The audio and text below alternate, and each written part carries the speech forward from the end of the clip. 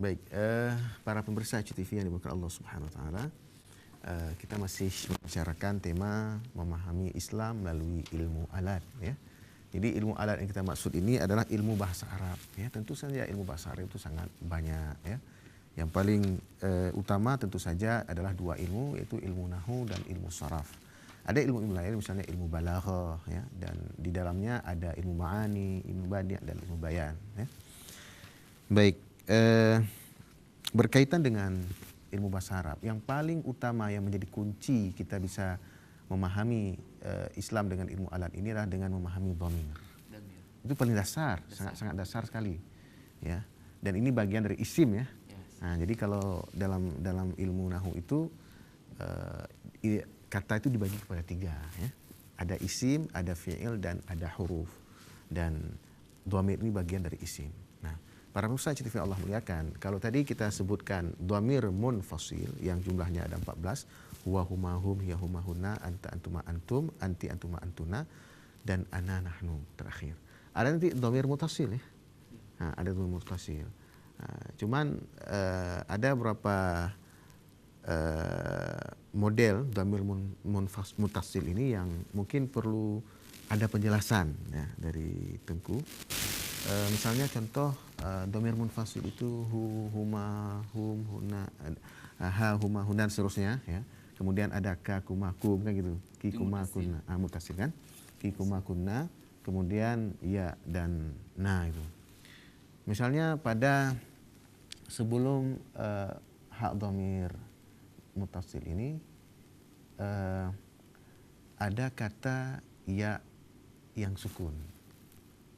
Sebelum hak dhamir, sebelum dhamir muttasil ini ada ya sukun, ya mati.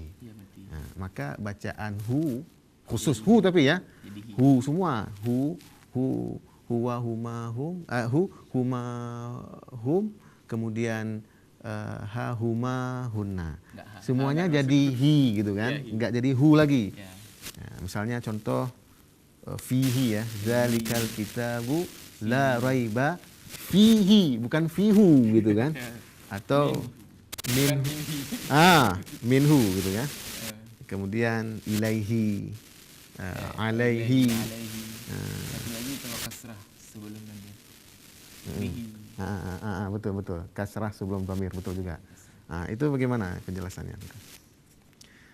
Artinya ada perbedaan seperti itu. Apakah sebenarnya kan enggak salah juga kalau misalnya kita baca ilaihu misalnya.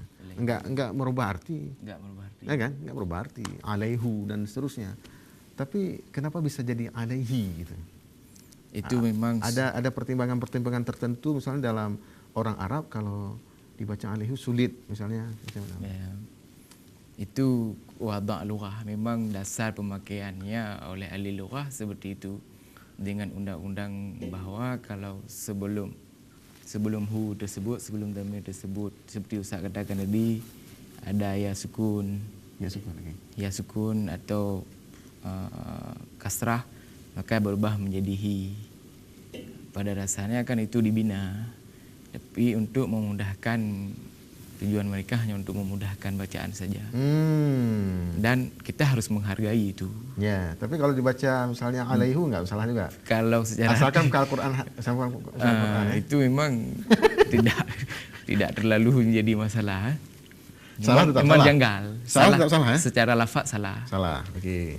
Tapi secara makna kan baris ujung yang salah tidak terlalu mempengaruhi. Oke. Ya, baik. Baik, para ustaz yang Allah muliakan. Jadi sebenarnya kalau tidak kita mengerti ilmu alat ini memang sangat fatal juga. Misalnya contoh alhamdulillahi rabbil alamin, ya kan? Ini yang bacaan hari-hari kita baca.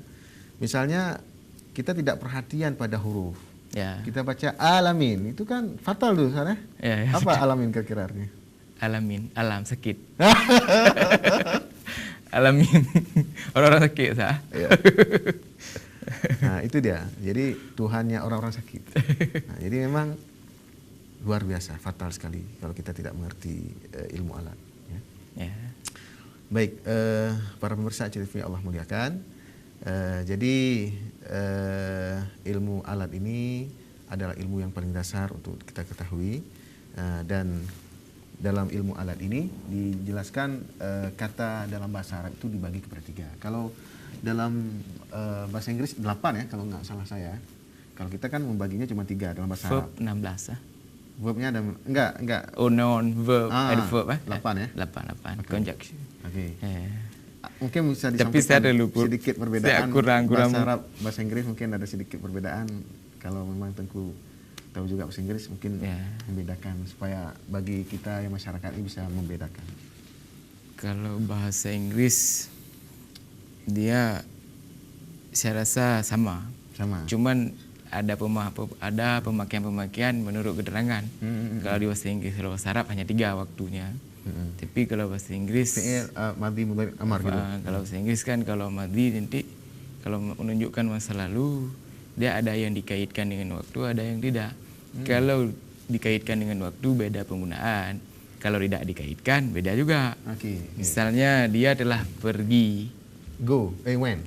tadi, he went to the market just now. Okay. Dia pakai went. Tapi kalau dia telah pergi, he has gone. Oh.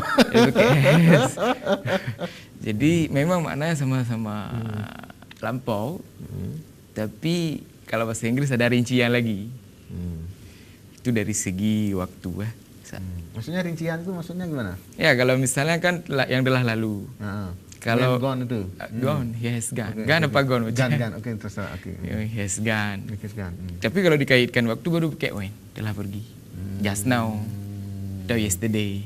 Oke. Kalau nggak dikaitkan dengan waktu, pakai has. Gitu ya. Tapi Sekelas. memang perubahannya sedikit ya. Beda Sedikit. dengan bahasa Arab. Bahasa Arab sampai madhinya sampai 14 ya. Ya, Mudhari sampai 14. perubahannya ya. Tapi bisa nggak disebut itu bagian tasrif dalam bahasa Inggris itu yang go? Ada yang bisa, ada yang tidak. Seperti fi'il muta'addi atau fi'il lazim. Kalau dalam bahasa Inggris itu kalimat transitif atau intransitif Oke. yang butuh kepada objek dan yang tidak butuh kepada objek. Iya. Namun ada juga tidak bisa disesuaikan. Misalnya tidak semuanya. Sebagian bisa. Kalau dalam bentuk fi'il. Kalau fi'il mudhari misalnya he will go.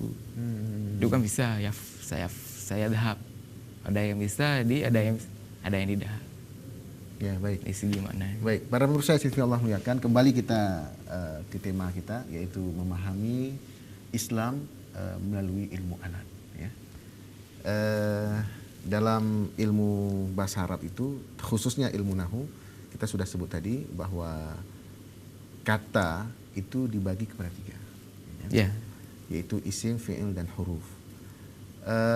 Kalau huruf ini apakah keseluruhan huruf hijaiyah atau bagaimana? Tentu. Yang Tidak. dimaksud dengan huruf dalam pengertian bagian dari katanya. Huruf itu tidak ada tanda isim atau tidak tanda fi'il, itu huruf. Ketika satu lafaz atau kalimat tidak ada tanda fi'il, itu tanda isim, itu huruf. Jadi isim punya tanda, fi'il punya tanda. Oke, kalau apakah bagian huruf yang dimaksud dalam bagian kata itulah seluruh huruf dalam huruf hijaiyah, alif, ba, ta, Yang punya tha, makna. yang punya makna. Ya. Berarti Kadang ada huruf nggak ada makna. ada contohnya, misalnya huruf tidak ada makna. Alif kan nggak ada makna kalau dia hanya jadi alif. Aja nggak ada makna. Oh gitu ya. Tapi kalau ba ada. Kalau ba ada. Kalau wow ada kan? Kalau kaf ada. Oh, seperti itu ya. Ya, baik. Para pemirsa ACTV yang dimuliakan Allah Subhanahu wa taala. Nah, jadi dengan kita tahu ilmu alat, kita bisa mengklasifikasi ya. Ya, dari sekian banyak huruf-huruf dalam huruf hijaiyah, mana yang punya arti dan mana yang tidak punya, gitu ya. Nah, cukup dengan mengenal 3 pembagian ini dulu ya, sebelum yang lain. Tapi alih dari istifham. Istifham. Bagian dari huruf juga huruf istifham ya. Istifham. Huruf atau isim itu? Isim ya? Huruf istifham. Huruf. Enggak, itu bagian dari huruf ya, bukan bagian dari isim. Bukan. Oke, baik. Para pemirsa yang Allah muliakan, jadi semakin menarik saja pembicaraan kita berkaitan dengan mengenal memahami Islam melalui ilmu alat ya. Kalau di dunia modern hari ini, tentu saja ilmu alat yang dimaksud bukan hanya ilmu nahwu saraf dan ilmu bahasa Arab, tapi khusus bagi dai ada ilmu-ilmu pendukung. Maksud yang dimaksud dengan ilmu alat ini ilmu pendukung. Penunjang, Penunjang. Misalnya ilmu psikologi, ilmu sosiologi, ilmu antropologi dan seterusnya. Ilmu geologi. Tapi sebenarnya kalau sumber Islam itu ada di Quran, ada di hadis, kemudian penjelasannya ada pada kitab-kitab para ulama, itu tidak mungkin dipahami dengan ilmu-ilmu tadi gitu. Harus melalui ilmu alat. Baik. Para pemirsa HTV Allah muliakan, pembagian pembagian kata berikutnya dalam ilmu nahwu adalah fi'il, gitu kan. Fa'il itu kan dibagi kepada 3 dalam ilmu nahwu. Tapi dalam ilmu saraf dibagi kepada 4. Itu gimana?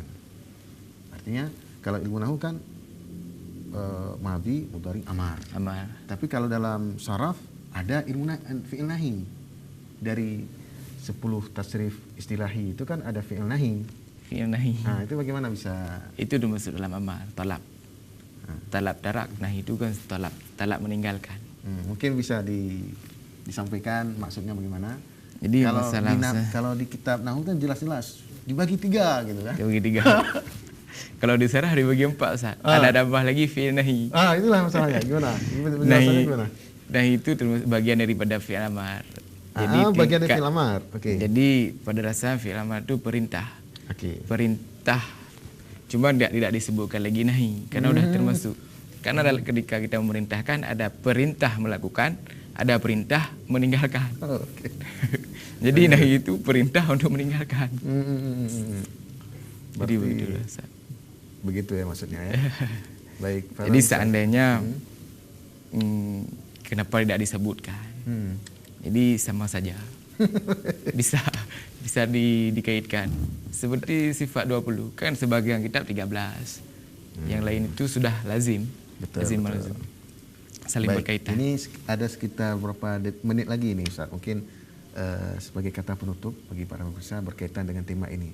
Memahami Islam melalui ilmu alat, supaya kita semua bisa memahami bahwa memang ilmu alat sangat penting. Bagaimana? Fadhal. Jadi pemirsa yang dirahmati Allah, memahami ilmu alat itu sangat penting untuk memahami hukum-hukum, memahami bahasa Arab, bahkan tafsir Al-Quran yang ditafsirkan. Karena dikhawatirkan kalau kita tidak menguasai ilmu alat, yang pertama memang nggak bisa memahami.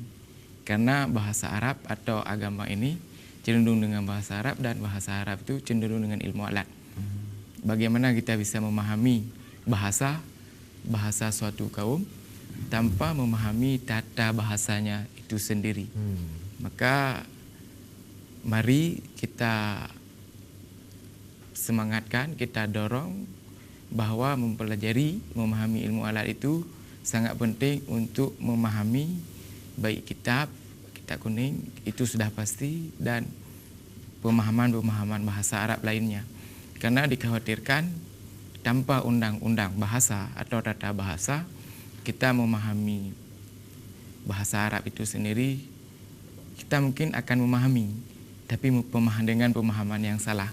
Karena hari ini ada sebagian berani memahami tapi tanpa undang-undang untuk memahami tersebut. Ya, mereka akan menghasilkan suatu pemahaman, namun pemahaman itu dikhawatirkan tanpa undang-undang atau kaedah-kaedah yang menunjang akan menjadi pemahaman yang salah. Ketika pemahaman salah, maka dikhawatirkan akan menjadi fatal jika itu hadis atau Al-Quran. Ya, baik. Sedikit mungkin perlu penjelasan bahwa di samping ilmu alat sudah pasti mufradat yang harus perbanyak dalam memahaminya, dalam memahami kitab, apakah Al-Quran, apakah hadis, atau kitab ulama, harus banyak menguasai mufradatnya. Harus juga menguasai mufradatnya. Karena kalau nggak bisa mufradat, bagaimana kita mengaplikasikan? Bagaimana kita mempraktekkan bahasa ilmu alat itu ilmu alat tersebut, kosakatanya itu ya. Namun di daerah, kalau di pesantren memang sebagian tidak menguasai kosakata secara praktek, Namun secara hafalan, secara pengertian, mereka menguasai itu mana, menguasai. Namun ketika mengungkapkan karena tidak terbiasa, karena praktek itu harus dengan dibiasakan. Bahkan orang kadang-kadang menguasai bahasa Arab, dia kosakatanya, tapi tidak bisa praktek. Kenapa? Karena praktek itu butuh kebiasaan, dibiasakan. Baik, para pemirsa TV yang Allah muliakan, demikian yang bisa disampaikan dalam pertemuan yang singkat ini. Terima kasih kepada para pemirsa sekalian, dan kita tutup dengan doa kafaratul majlis. Subhanakallahumma wa bihamdika asyhadu an la ilaha illa anta astaghfiruka wa atubu ilaik. Assalamualaikum warahmatullahi wabarakatuh.